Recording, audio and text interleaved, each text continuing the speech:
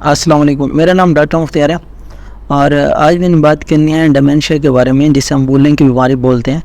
تو اس کی علامات کیا ہوتی ہیں اور اس کی وجوہات کیا ہوتی ہیں، ان کے بارے میں بات کریں گے۔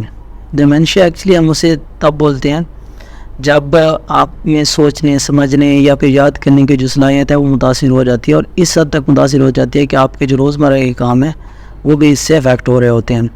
اور جن لوگوں کی ایج 80 سے زیادہ ہے، ان لوگوں میں ڈیمنشیا کا 20% جو چانس ہے وہ بڑھ جاتا ہے۔ ڈیمنشیا کوئی آپ کی نارمل ایجنگ پروسیس نہیں ہے، جس طرح اور بہت سارے آپ کے باڈی کے نارمل پروسیس ہے ایجنگ کا، رنگلز وغیرہ جیسے آپ کے فیس پہ پڑ جاتے ہیں، تو وہ ایک باڈی ایک نارمل ایجنگ پروسیس ہے۔ تو ڈیمنشیا کوئی آپ کی لائف کا یا باڈی کا جو ہے نارمل ایجنگ پروسیس نہیں ہے۔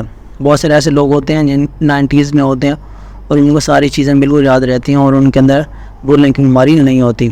اور ڈیمنشیا کی جو موسٹ کامن ٹائپ ہے وہ الزائمر ڈیزیز ہے، جو زیادہ تر ایجڈ لوگوں کے اندر پائی جاتی ہے۔ اب ڈیمنشیا کی جو علامات ہیں اس میں سب سے پہلے تو آپ کی یادداشت پر اثر پڑتا ہے، آپ کو یادداشت آپ کی کمزور ہوتی ہے، پھر آپ کی سوچنے سمجھنے کی جو صلاحیت ہے وہ آہستہ آہستہ کمزور ہونے لگ جاتی ہے، تو آپ کو بہت ساری چیزیں بھولنے لگ جاتے ہیں۔ اس میں حتیٰ کہ سم ٹائم لوگوں کو اس حد تک بیماری بڑھ جاتی ہے کہ ان کو گھر کا راستہ بھی بھول جاتا ہے اور اپنے بچوں کو پہچاننے سے انکار کر دیتے ہیں۔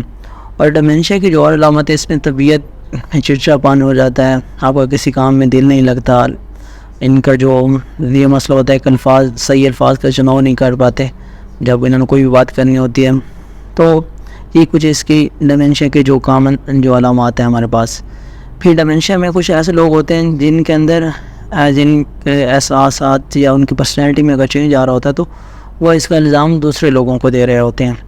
اور اگر کسی بندے کو ڈیمنشیا فالج ہوا ہے پہلے اور اس کے بعد اگر اس سے ڈیمنشیا ہوا ہے تو اسے ملٹی انفارکٹ ڈیمنشیا بولا جاتا ہے، اور یہ اچانک سے شروع ہوتا ہے۔ اکثر اوقات یہ ہوتا ہے کہ ڈیمنشیا جو ہوتا ہے یہ گریجول آنسیٹ ہوتا ہے، آہستہ آہستہ بڑھتا رہتا ہے، لیکن اگر کسی کو فالج ہوا ہے تو اس کے بعد فوراً بھی کسی کو یہ شروع ہو سکتا ہے۔ اس کی جو وجوہات ہیں اس میں سب سے پہلے تو یہ فیملیز کے اندر رن کر رہا ہوتا ہے اکثر اوقات۔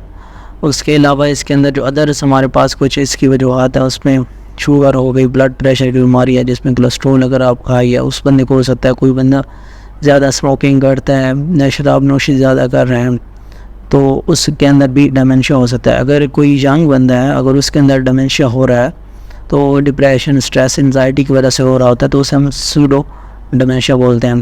اور اس کے علاوہ اگر کسی کو کوئی تھائرائڈ کا مسئلہ ہے، لیور کا مسئلہ ہے، تو ان لوگوں میں بھی ڈیمنشیا ہو سکتا ہے۔ پھر کچھ میڈیکیشنز ہوتی ہیں ان کے سائیڈ افیکٹ کی وجہ سے بھی ڈیمنشیا ہو رہا ہوتا ہے۔